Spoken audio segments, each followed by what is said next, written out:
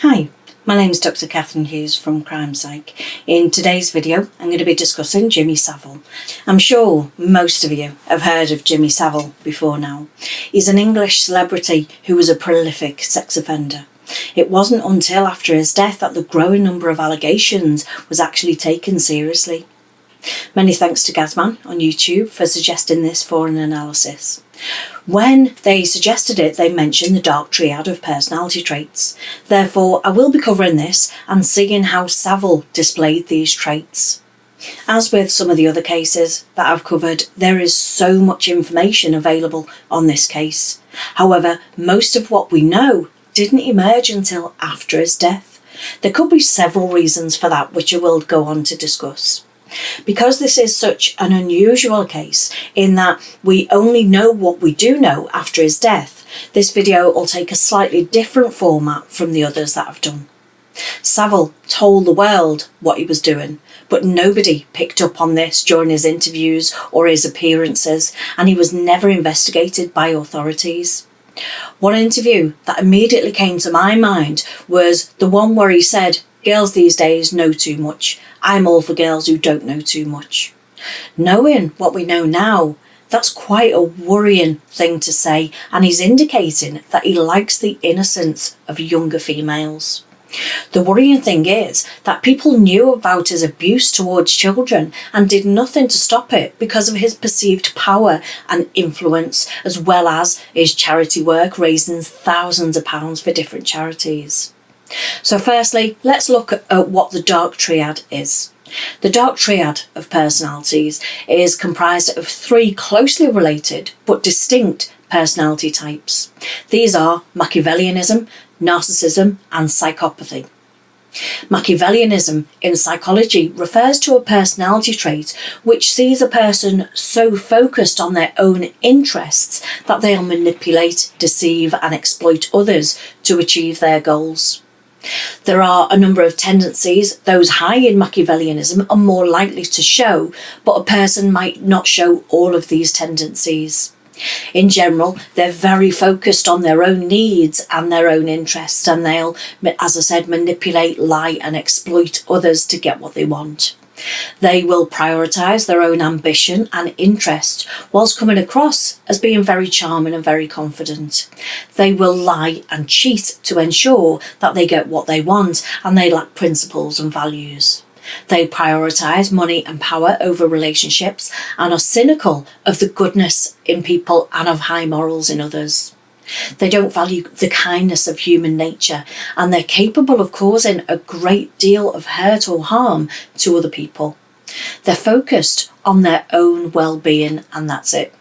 They believe that in order to get ahead, they must be deceptive. They don't trust human goodness, and they think that depending on other people is naive.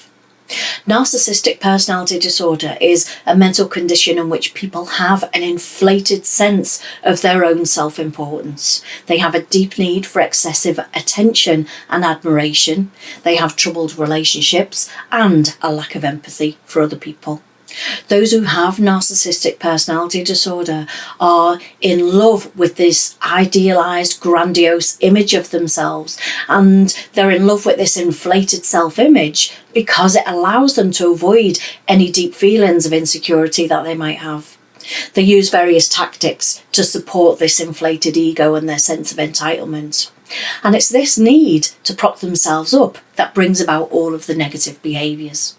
Narcissistic personality disorder involves a pattern of self-centred, arrogant thinking and behaviour, a lack of empathy and consideration for other people, an excessive need for admiration. Others often describe these people as being cocky, manipulative, selfish, patronising or demanding. And that way of thinking surfaces in every area of the narcissist's life, from work to friendships to family and to intimate relationships. Narcissists are extremely resistant to changing their behaviour, even when it's causing them problems in their life. They tend to turn the blame onto other people. They're extremely sensitive and react very badly to even the slightest criticisms, disagreements, or perceived slights, which they view as being personal attacks on them. Psychopaths, they clearly display extreme behaviours that do lend themselves well to criminality. The most common understanding of a psychopath is somebody who's skilled at lying and manipulating others and has little to no empathy for other people and feels very little remorse. Although psychopaths can come across as being quite charming, they're at ease manipulating other people around them. And psychopathy is considered to be part of antisocial personality disorder. So in medical terms, that's what a psychopath would be diagnosed with, but they'd be at the extreme high end of the spectrum. Psychopaths have extreme ways of dealing with other people, but their general behaviour isn't at all bizarre in everyday settings. They can interact with and they can manipulate other people, and they can clearly fit in and charm people within society. Psychopaths are defined as individuals who have no concern for the feelings of others. They have a complete disregard for any sense of social obligation, and they have an inability to form lasting emotional ties. When psychopaths turn to criminality, they tend to use that charm and manipulation to coerce their victims into doing what they want. They might even use that charm to gain the trust of the person or victim. They're characterised as selfish and remorseless individuals who will use other people for their own selfish needs and desires. They often have an impulsive and chronically unstable antisocial lifestyle. Psychopaths often engage in promiscuous sexual behaviour and as such are likely to have many shorter-term relationships. As I'm sure you would agree, there are many similarities between all three personality traits, and meeting somebody with any one of these personality traits would be disturbing and possibly harmful to us. However, when they occur together, it creates a highly malevolent and dangerous person. Whilst there are many similarities between each condition, they all do have quite a distinct focus. Machiavellianism is mostly about manipulation for personal gain. Narcissism is about believing that you deserve admiration and you deserve to be treated differently and better than other people. Psychopathy is mostly about being cold and insensitive towards other people's needs. Jimmy Savile grew up working in a working class family in Leeds, and he was the youngest of 7 children. He worked in coal mines and then went on to work as a disc jockey in local dance halls and then onto radio and television. During his lifetime, he was known for his fundraising and supporting charities and hospital, in particular the Stoke Mandeville Hospital in Aylesbury, Leeds. He also had an association with Broadmoor Hospital. He was awarded an OBE in 1971 and he was knighted in 1990. In 2006, he introduced the last edition of Top of the Pops. Most of the allegations about Savile, as I said earlier, came out after his death. But there had been allegations during his lifetime, but these were dismissed and the accusers were ignored or disbelieved. Savile even took legal action against some of these accusers. This is one of the instances that we can see the narcissistic traits emerging. He became a semi-professional sportsman, competing in the 1951 Tour de France, the cycle race. He did over 300 professional bike races, 212 marathons and 107 pro wrestling fights. He was extremely popular in his time on television and presented Top of the Pops and Jim Will Fix It, where he helped children to take part in their dream activity. In an interview with Dr. Anthony Clare for the radio series called In the Psychiatrist's Chair in 1991, Savile appeared to be a man without feelings, he said. The psychiatrist said that there was something chilling about this 20th century saint. Throughout the interview, Savile refuses to allow Dr. Clare through his facade, and he denied having any emotions, and he used patter and concocted stories to distract from any awkward questions which were put to him. Savile told him that there was nobody who knew him intimately, and he insisted, what you see is what you get. When he was asked by Dr. Clare about his freedom from emotional attachments to people, Savile boasted, "I'm not constrained by pretty well anything."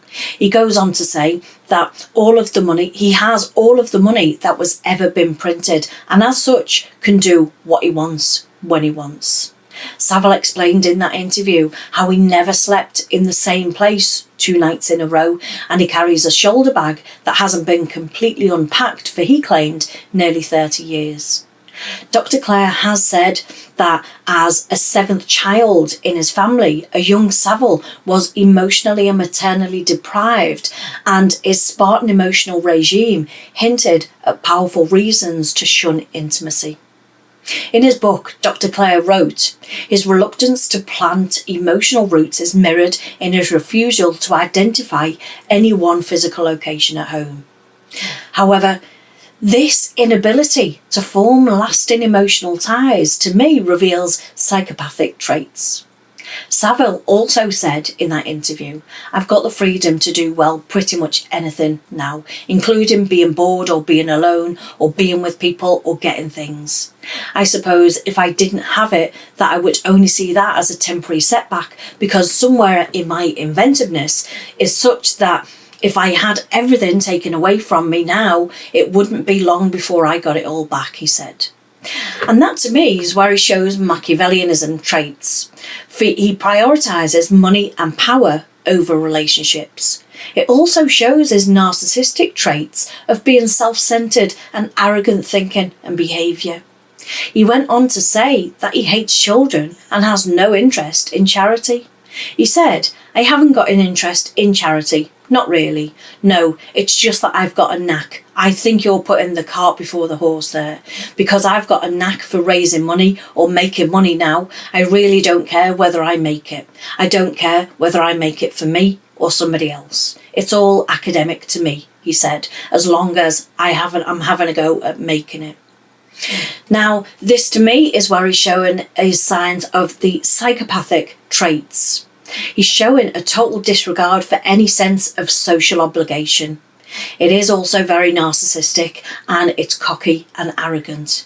It shows his excessive need for admiration. He had a very odd relationship with his mother, and he refers to her as the Duchess. He says that she never showed tactile affection towards him, but he says that she raised him for the first half of his life and he raised her for the second half. He barely mentions his father in any interviews that he does. After his mother's death, he spent 5 days with her body in his flat before the funeral and claimed that that was the happiest time of his life. During the interview with Dr. Clare, Savile claims that in those days she was all mine. We hadn't put her away yet, and she was there lying around, so to me they were good times. They were not the best times. I'd much rather she hadn't died, but it was inevitable and therefore it had to be. Once upon a time I had to share her with a lot of people. We had marvellous times, but when she was dead, she was all for me. So therefore it finished up right, he carried on saying in the interview, "You understand," and then we buried her. So when he's saying this, he's actually showing that he sees his mother as a possession. By describing her, how she was there all for him, is all about his selfishness. He doesn't have to share her with anyone. He said that they hadn't put her away yet. As though, he's talking about how you or I would talk about some object that we owned. Many professionals have examined his life and his behaviour due to the prolific nature of his offending. Forensic psychiatrist Dr. Jimmy Savile, who has studied dozens of child sex abuse cases, has viewed the transcripts of the interview with Dr. Clare and told Channel 4 News that he believes Savile's problems stem from unresolved issues in childhood and from emotional poverty. He said, "There seems to be very little emotional warmth or support in growing up. He makes it very clear he always lived a solitary life and isn't interested in friendship." Dr. Savile also notes that Savile is obsessed with power, which he said was rooted in a sense of powerlessness growing up. This is highlighted as the root of his problems, he said. Dr. Savile concluded that Savile's offending was a way of enforcing his power and abusing his power. Dr. Savile believes that Savile's offending doesn't appear to be motivated solely by sexual urges, but by a lack of boundaries which are both internal and external. I slightly disagree. I don't believe that his deviant sexual tendencies arose because of his upbringing or his relationship with his mother. There are plenty of people who grow up in these exact same circumstances who don't sexually abuse children. But Jimmy Savile didn't just sexually abuse children, he abused adults too. He had around 500 victims who were aged between 2 and 75 years old. He didn't even restrict himself to male or female victims. This says to me that his offending was much more about taking what he wanted when he wanted, and about how he's seen that nobody was stopping him because of the sheer amount of power and influence that he had. He consistently shows this excessive need for power and admiration and a lack of empathy towards other people. His first suspected offence was as early as 1955 when he was managing a nightclub. He wrote about it in his autobiography. He wrote, "A high-ranking lady police officer came in one night and showed me the picture of an attractive girl who'd run away from a remand home. 'Ah,' I says, all seriousness, 'if she comes in, I'll bring her back tomorrow, but I'll keep her all night first as my reward. It's God's truth that the absconder came into the club that night. Taking her into the office, Savile writes that he's told her that you can run now if you want, but you can't run for the rest of your life. She listened to the alternative and agreed that I hand her over if she could stay at the dance and come home with me, and that I would promise to take her out and let her out the next day.' And he goes on to write, at 11:30 the next morning, she was willingly presented to the astoundment of the lady police officer of the law. The officeress, as he called her, was dissuaded from bringing charges about me by her colleagues, for it was well known that were I to go, I would probably take half the station with me." Right there, for all to read. For many, many years, he documents abusing a young girl. There are a few other things that he writes about in his book which everybody ignored or didn't pick up on at the time. So at the height of his fame and his influence, he felt invincible. He felt that he was above the law and was so proud of it that he recorded it in his book for prosperity. In 1960, a male victim told a local police officer in Cheshire that Savile had raped him. He made the complaint the day after the assault. The officer told the victim to forget about it and that they should move on. The officer didn't record a report of what the victim had said, and so there was no investigation into the DJ. Records show that abuse started at Leeds General Infirmary, where Jimmy Savile was a long-term volunteer porter, and at Stoke Mandeville Hospital, where he also volunteered. But former patients and a TV producer have said that Savile used his access to those hospitals and his flat that he had there to molest young girls. A former nurse said that she was recovering from an operation when she saw Savile abuse a child. She said the girl had brain damage and Jimmy Savile came in and kissed her. I thought at the time that he was a relative. Then he started kissing her neck and running his hands up and down her arms, and then started to molest her. Because I was laid on my back, there was nothing I could do about it. There are hundreds of incidents of sexual abuse and rape, some of which were reported before his death. Everyone knew, including senior officials at the BBC, yet nobody did anything to stop him. Nurses on the hospital wards would tell children to pretend that they were asleep while they were on the ward so that it didn't disturb them. We, as a society, do want to vilify those who abuse and rape in this way. And we can look back over their lives and say, well, he grew up with a poor mother who was emotionally distant and a large family. We can label him with psychological terms such as the dark triad and talk about how he revealed these traits in his behaviour. However, the most striking thing about this case is that so many people knew and didn't do anything about it. I'm sure that they do have their reasons, or they had their reasons at the time. He raised a lot of money for charity. He was well known. He knew of others who were in power that he could have took down with him if they spoke out. But this case is about how he was given so much power and influence that he had and then abused it. Ideas such as children should be seen and not heard, women should be at home tending to their husband's needs, those with money can do what they want. It's all about the structure and level of tolerance that we all have, and we allow things to occur. Of course, we would now be much less tolerant of that type of abuse in these times, but it does still happen. Look at Prince Andrew. Look at the 2012 Rochdale child abuse scandal. Look at Harvey Weinstein. Look at all of the cases of rape of men and women that go unpunished because we think men can't be abused or raped. Women need to take precautions to stay safe if they go out alone, or to not wear any revealing clothing. Look at the number of men being abused at home by their partners because they should be strong enough to deal with it, right?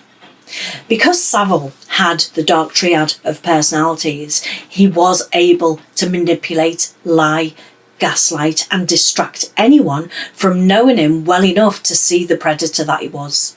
Savile told many tales of how he manipulated various situations to suit himself, using bullying tactics and threats. Manipulative people are often good at hiding their behaviour.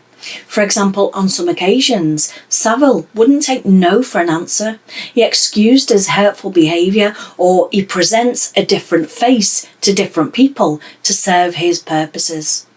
Narcissism caused him to have a huge ego, and he always craved and even demanded attention. Dark triad traits can help individuals get ahead, even if they don't get along. Narcissists' high self-esteem might give them a high yearning for leadership.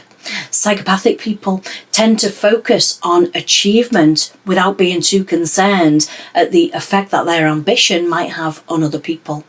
And Machiavellianism can be, these people can be very adept at portraying themselves in a good light. The extent of Jimmy Savile's offending has left many people questioning their relationship with him, and often being questioned as to why they didn't do anything at that time. There are general rumours that Savile was abusing children, and very few said that they ever seen any incidents of this. Louis Theroux made a documentary about Jimmy Savile, and he became friends with him following that documentary. A follow-up documentary shows how he and many other people struggled to deal with not seeing what was going on right in front of them. There is only one person to blame for the hundreds of lives that has been affected, and that is Jimmy Savile. This has been a tough one to cover, so thank you so much for taking the time to watch it. Bye for now.